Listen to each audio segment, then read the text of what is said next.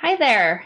Happy July. We are over 6 months through the year.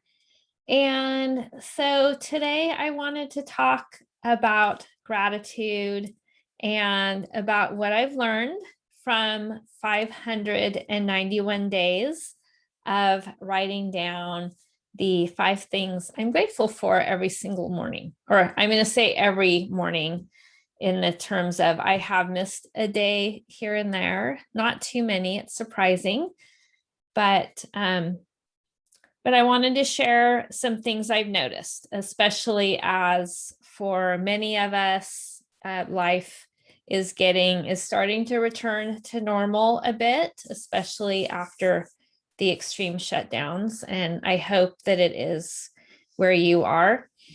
And so I wanted to just share, because I have been doing this practice for that many days, and I have 3 of my journals here. There's another one I'm working on right now and another one that I couldn't find. But I did want to share some of my insights because I do believe that it is one of the most powerful practices that you can take on and have in your life for creating a more extraordinary life. And so I wanted to share what I have learned and what I've noticed and how it's changed different aspects of my life. So I started doing this on October 28th, 2019, which in some ways seems forever ago, just because of what the world has gone through since about 4 or 5 months after I started this practice. And so here are the things that I've noticed. There's really, I'm going to go through 3 categories here. So the first one is that many of the things that I write down that I'm grateful for are relational. So they either have to do with my kids or with my husband or with friends, or important people in my life, like my yoga teacher or my swim coach, those kind of things. And so what I've noticed, I'll start with the relational things with my husband. Is what I've really noticed is that it has changed our relationship quite a lot for the better, because I'm focusing on the good things that are happening with us, the time that we're spending together, maybe just who he is.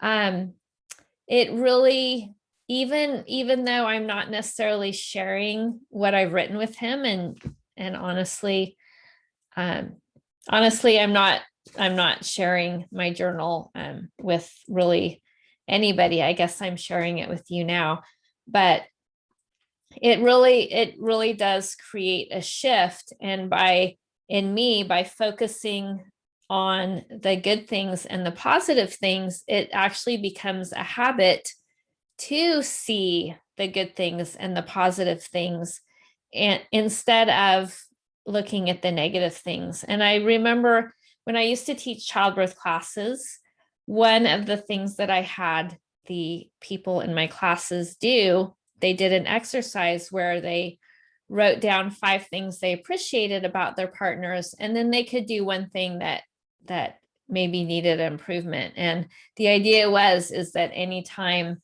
they thought of something that they wanted to change, that first they did those other 5 things. So that's made a huge difference in how we relate, and especially as of this filming or video, my daughter just turned 18 and she'll be going off to college in a couple months, and my son is 14 and a half, entering high school this year, and so he'll be gone in 4 years. And as much as my kids have been just such a huge, huge part of my life, they're going off to their own lives. And I know just from experience with my daughter that my son entering high school, and I can start to see it, he wants to do his own things. And so it's really important, even though we won't technically be empty nesters for another 4 years, it's important that we really build that relationship that's around us and not just the kids. And it also just shows alignment, because I also write down my 10 dreams for 10 years from now as if they had already happened. And the very first thing is that I want to be an extraordinary wife. So if I'm doing those two things together and noticing the positive in our relationship and writing that down, it's all building that momentum. So that works with my kids as well, just noticing the things that they're doing right and not just, the things that they need to, like, maybe clean up after themselves a little bit more. I'm just really trying to appreciate, especially with my daughter going away at the end of the summer to the other side of the country from the west coast of the United States. Oh my goodness, my dogs always start making noises. Anyway, so just, instead of, it can be irritating to have, the cleaning, the late nights or all those things. But if I can focus on the positives of our relationship, then it really does help. And then even with my son, we got to spend quite a bit of time, just the two of us, in the last few weeks, and really deciding that it's more important to spend that time to focus on just him, because he's not always going to want that time with me, and at some point he'll be gone too. So that was one of those things. And just, my swim coach has been in my life for like 30 years almost. And my yoga teacher, probably, I don't know, 13 or 14 years. So really just appreciating those people, especially since honestly, I haven't been able, to see them in person. I have been able to see my swim coach because we have an ocean, and that's something that can be distanced, but not my yoga teacher, just, online like this.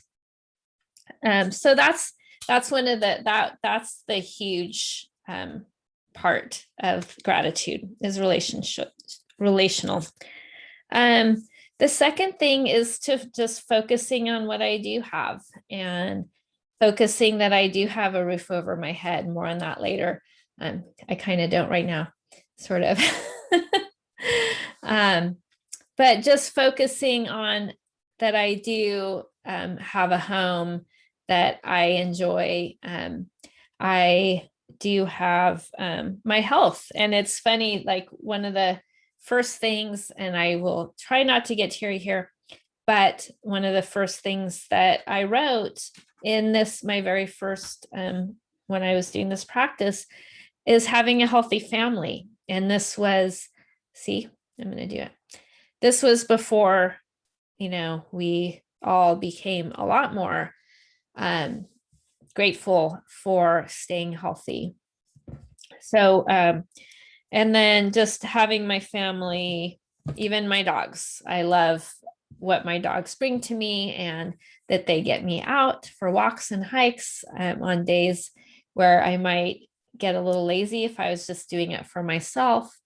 And just all those things that do bring me joy, and that I am grateful to have, because there's, depending on how you look at it,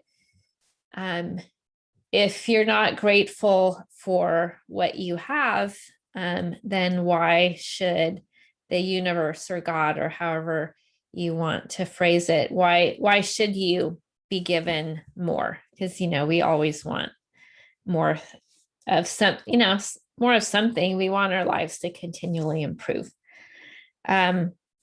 And then the last one is just when you are doing that gratitude practice, you learn to frame things in a positive way. So if something that, might be considered, bad is happening or inconvenient is happening, you can easily frame it differently.